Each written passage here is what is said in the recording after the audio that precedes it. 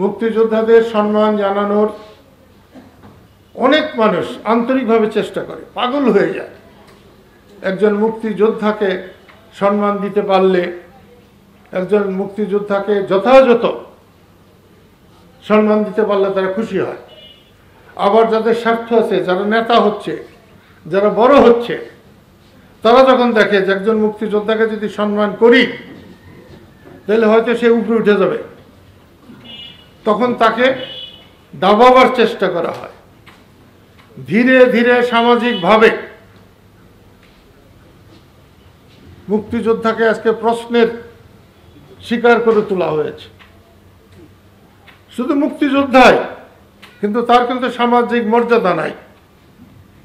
এখন ডিসি সাহেবের কাছে যান, এসপি সাহেবের কাছে যান, তারা সালাম দিবে, ওইটুকুই।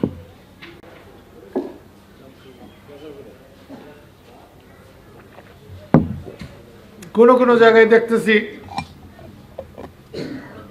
মুক্তিযোদ্ধাদের জন্যে কিছু কিছু অফিসের চেয়ার রাখছে, বড় বড় কাঠের চেয়ার। কিন্তু আমাদের আতোয়ার একজন মুক্তিযোদ্ধা, তাকে কিন্তু একবার ইলেকশনের সময় 16ই ডিসেম্বর তাকে গ্রেপ্তার করেছিল। তাহলে এটা কোথায় সম্মান? কোথায়? কোনো সম্মান নেই। তোমাদেরকে জীবনের শেষ সময় পেয়েছি, সেই জন্য দু চারটা কথা বলি। আমি শুনবো দু চারজনের কথা। আমি যখন মুক্তিযোদ্ধাদের জন্য সম্মানী চেয়েছিলাম,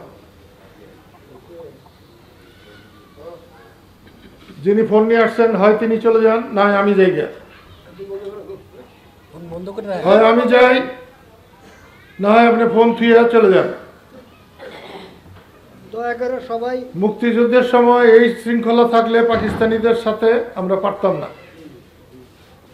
এর 10 ভাগের 1 ভাগ মানুষ আমার সামনে এসে বসলে, তাদের যদি ঈমান ঠিক থাকে, আকীদা ঠিক থাকে, যে কোনো জয় অর্জন করা কোনো অসম্ভব না। কিন্তু দেহ নিয়ে আসলেন, মন থুয়ে আসলেন আরেকখানে, তাইলে তাদের একটা কিছু জয় অর্জনের জন্য ঈমানই হচ্ছে সব থেকে বড়। আমাদের কিন্তু সেই ঈমান দুর্বল হয়ে গেছে। তোমাদের সামনে পাইছি বলে আমি দু চারটা কথা বলতেছি, না হলে বলতাম না। এই এলাকায় মুক্তিযুদ্ধের আগে এই এলাকায় কারা কারা বড় মানুষ ছিল? এখানে এখনো ফোন বাজতেছে কার?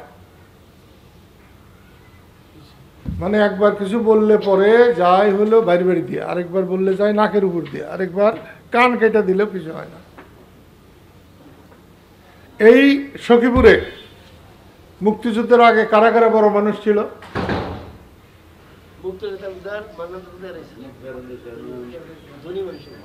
মুক্তার আলী চেয়ারম্যান, মান্না তালুকদার, হিম্মত তালুকদার, বাদশাহ তালুকদার, এরাই ছিল না? আমি যদি এই সখীপুরে আর 5টা দিন পরে আসতাম, তাহলে কে প্রথম অ্যারেস্ট হইত? তার নাম কি? আরে ভাই কথা কও, যে জানো কও, না জানলে কইও না। না, মুক্তার আলী চেয়ারম্যান জীবনে অ্যারেস্ট হইত না, মান্না তালুকদারও হইত না। হে হবে কেন? মুক্তার আলী চেয়ারম্যান বাসাইল থানায় যাইয়া খবর দিছে, তারপর টাঙ্গাইল খবর দিছে, তারপরে এডিসি আইসা ওই যে ফজলুকো বাড়ির থেকে, তোর বাবার নাম কি ছিল? ইয়াকুব আলী কমান্ডার, তার বাড়ির থেকে নিয়ে গেছে। এই যে আপনি এই খ্যাট খ্যাট বাদ দেন তো, কোনোখানে কোনো বোধ শক্তি নেই। নেই নেই, এটা ঠিক না। যদি আমি ওই সময় না আসতাম, তাইলে পরে এই সখীপুর রাজাকারের ঘাঁটি হইত।